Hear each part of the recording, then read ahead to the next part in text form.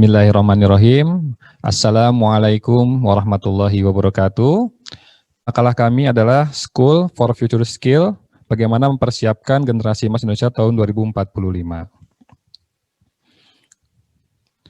Latar belakang dari makalah kami adalah, yang pertama kita tahu bahwa sekarang ini kita mengalami kondisi pandemi, di mana kondisinya adalah siswa belajar dari rumah, kemudian bagaimana semua sekolah berusaha mengembangkan digital classroom. Kemudian yang kedua, kita pahami bahwa sekarang ini adalah era globalisasi, di mana kebutuhan sumber daya manusia yang handal, bagaimana membentuk masyarakat digital, dan juga saat ini kemudahan akses informasi. Kemudian juga kita melihat bagaimana perubahan cuaca, ya, di mana dalam kaitannya di perubahan cuaca ini bisa membuat kondisi cuaca kita semakin ekstrim, kemudian bagaimana pengembangan energi terbarukan, dan juga yang sangat masih terjadi saat ini di berbagai negara, termasuk juga Indonesia, adalah bagaimana masalah pengolahan sampah. Nah, kemudian bagaimana tantangan pendidikan ke depan, ya. Yang pertama tentunya kita tahu bahwa ada bonus demografi, di mana usia remaja atau usia si sekolah akan sangat banyak di masa yang akan datang. Kemudian kondisi stunting, ya, di mana banyaknya terjadi kelaparan, kemudian kebutuhan pendidikan berkualitas, kemudian bagaimana masih banyaknya angka putus sekolah, kemudian bagaimana adanya pengangguran, adanya disrupsi teknologi, kemudian juga adanya otonomi daerah, dan juga bagaimana sekolah bisa mengembangkan pendidikan yang berkarakter Islami. Yang pada akhirnya kita ingin mencapai Indonesia Emas 2045, yaitu Indonesia yang berdaulat, maju, adil, dan makmur.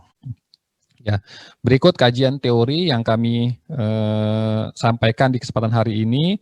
Yang pertama adalah kaitan dengan entrepreneurship, ya. Bagaimana sekolah, ya, nanti mampu melakukan inovasi atau mengenalkan sesuatu yang baru, ya, ke keuangan dan usaha lain dalam rangka merubah inovasi menjadi penghasilan secara ekonomis, ya. Kemudian kepemimpinan. Nah, ini juga sangat penting di dalam pengelolaan sekolah. Bagaimana cara seorang pemimpin dapat mempengaruhi perilaku bawahannya agar mau bekerja sama dan bekerja secara produktif untuk mencapai tujuan organisasi. Kemudian lingkungan sekolah. Nah, sebagai lembaga pendidikan formal yang secara sistematis melaksanakan program bimbingan, pengajaran, dan latihan dalam rangka membantu siswa agar mengembangkan potensi siswa. Jadi, bagaimana lingkungan sekolah ini mampu mengembangkan potensi siswanya. Kemudian islamisasi pendidikan, ya. Islamisasi pendidikan ini bagaimana kita melindungi umat Islam dari ilmu yang tercemar dan juga menyesatkan. Nah, ini metodologi yang kami lakukan dalam rangka mengkaji judul yang kami sampaikan, yaitu dengan Research and Development, yaitu berbasis kajian literatur. Nah, ini adalah sasaran pencapaian program, ya, di mana di dalam makalah kami ada 3 target utama yang akan menjadi concern kami di dalam merancang program tersebut. Di mana yang pertama adalah tentunya adalah siswa. Siswa sebagai orang yang atau peserta didik yang ada di lingkungan sekolah, bagaimana mampu bisa mencapai tujuan pembelajaran sesuai dengan apa yang kita harapkan. Kemudian juga ada guru. Nah, kita tahu bahwa guru adalah ujung tombak dalam sebuah pendidikan, ya. Makanya guru ini tidak lepas dari program yang akan kita kembangkan. Kemudian juga manajemen sekolah. Nah, manajemen sekolah ini adalah bagaimana kepemimpinan pembelajaran yang dilaksanakan oleh sekolah, ya, sebagai bagian dari manajemen, sebagai bagian dari pelaksana kegiatan pembelajaran di sekolah, itu mampu melaksanakan secara efektif dan juga efisien. Nah, metode yang kami kembangkan, ya, di dalam kesempatan hari ini adalah kami menamakan dengan metode CHELS. Nah, metode CHELS ini kami susun, ya, yang nantinya kami harapkan mampu menjadi sebuah metode yang nanti bisa menghasilkan sebuah produk ataupun juga menghasilkan peserta didik yang kita harapkan. Di mana dalam metode CHALS itu yang pertama yang kita kembangkan adalah kompetensi, ya.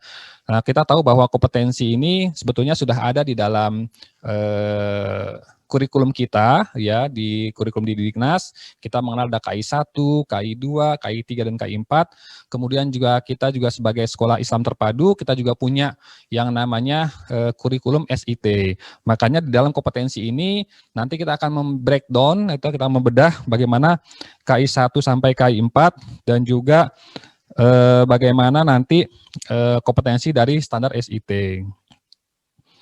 Kemudian yang kedua adalah habits. Nah, ini bagian dari pengembangan karakter. Nah, kita sudah pahami bahwa di dalam kurikulum kita saat ini bagaimana mengembangkan karakter pelajar Pancasila. Dan juga sebagai sekolah Islam tentunya juga kita mengembangkan karakter yang Islami. Sehingga dua karakter ini menjadi bagian tidak terpisahkan di dalam pengembangan sekolah, yaitu karakter Islami dan juga karakter sebagai seorang pelajar Pancasila. Kemudian iliterasi. Nah, di literasi ini kita pahami bahwa dengan adanya pandemi ini, ya hampir semua masyarakat mulai dari usia TK sampai kemudian dewasa, baik yang bekerja ataupun tidak bekerja, itu semuanya sudah familiar dengan yang namanya gawai. Kenapa? Karena memang ini adalah bagian dari yang tidak terpisahkan dalam kehidupan kita sehari-hari yang saat ini kita alami bersama terkait dengan adanya pandemi ini. Nah, literasi ini ya bagaimana mengembangkan ya dan memahamkan kepada sivitas yang ada di sekolah ini tentang pengembangan literasi digital. Yang ini sangat penting di dalam pengembangan pengetahuan dan juga informasi yang sangat penting nanti diberikan kepada seluruh yang ada di sekolah kita. Kemudian learning innovation skills. Nah, kita tahu bahwa ke depan ini ya bangsa kita akan dihadapkan dengan dunia industri 4.0 yang sekarang ini kita alami. Sehingga dari latar belakang kami di mana yang disrupsi teknologi, maka learning innovation skill ini menjadi sangat penting untuk kita sampaikan kepada seluruh sivitas akademik yang ada di sekolah kita. Nah, apa yang kita kembangkan dalam learning innovation skill ini tentunya adalah pengembangan pembelajaran abad 21. Di mana dalam pembelajaran abad 21 kita diminta untuk mengembangkan 4C, ya critical thinking, problem solving, kemudian communication, collaboration, dan kreativitas. Ini sangat penting dalam menjalankan atau mengembangkan pembelajaran abad 21. Nah, ini rancangan target pencapaian ya. Di dalam tabel kita bisa lihat di sebelah kiri itu sasarannya ya dalam makalah kami. Dalam sasaran itu ada siswa, guru, dan juga manajemen sekolah. Nah, di sini kita akan melihat ya pemetaan dari kompetensinya, habitnya, kemudian iliterasinya, dan juga learning innovation skills-nya. Sebagai contoh untuk siswa, kompetensinya penyelesaian target kurikulum Diknas dan juga SIT. Kemudian kalau untuk guru bagaimana? Yaitu membuat kamus kompetensi guru berdasarkan standar Diknas dan juga standar SIT. Termasuk juga di manajemen sekolah, yaitu membuat kamus kompetensi pimpinan berdasarkan standar Diknas dan juga SIT. Nah, kemudian dari habits, nah karena habits ini adalah bagian tidak terpisahkan dalam kegiatan di sekolah, maka semua mendapatkan habits yang sama dari mulai siswa, guru, dan juga manajemen sekolah. Lalu bagaimana dengan iliterasinya? Nah, ini kita sudah membagi beberapa level ya. Untuk level siswa itu cukup dari level 1 sampai level 2 saja ya. Kemudian untuk guru itu sampai ke level 3 dan juga level 4. Lalu bagaimana dengan manajemen sekolah?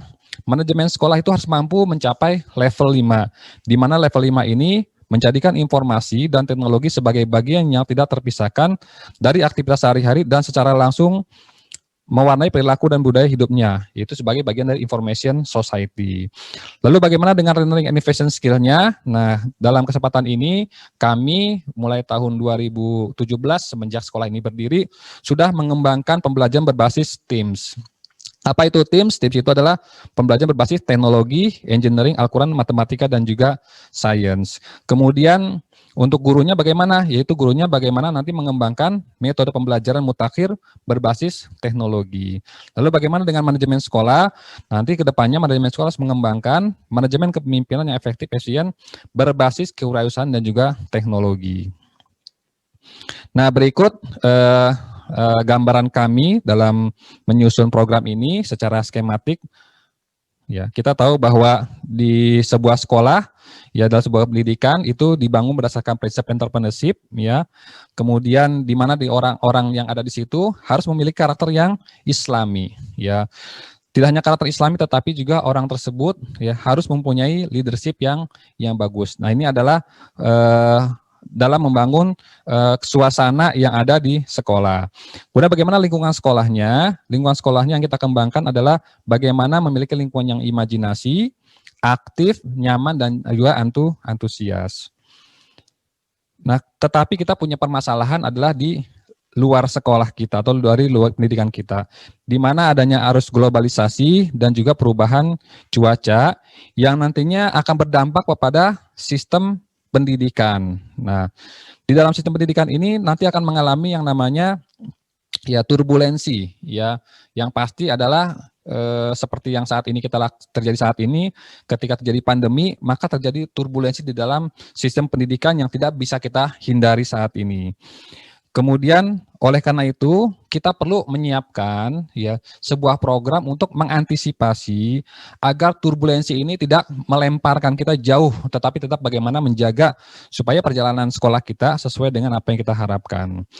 Nah, di kesempatan hari ini ya target kita adalah bagaimana untuk membuat Indonesia emas di tahun 2045. Sementara pemerintah ya sudah mencanangkan yang namanya Merdeka Belajar. Nah, apa yang kita sampaikan kepada seluruh stakeholder yang ada di sekolah ini, ya, diantaranya adalah, ya seperti yang tadi sudah kita gambarkan, ya kompetensinya, ya nanti kita sudah sampaikan di awal tadi, kemudian habits-nya, ya kemudian bagaimana mengembangkan iliterasinya, dan juga bagaimana mengembangkan learning dan innovation skill.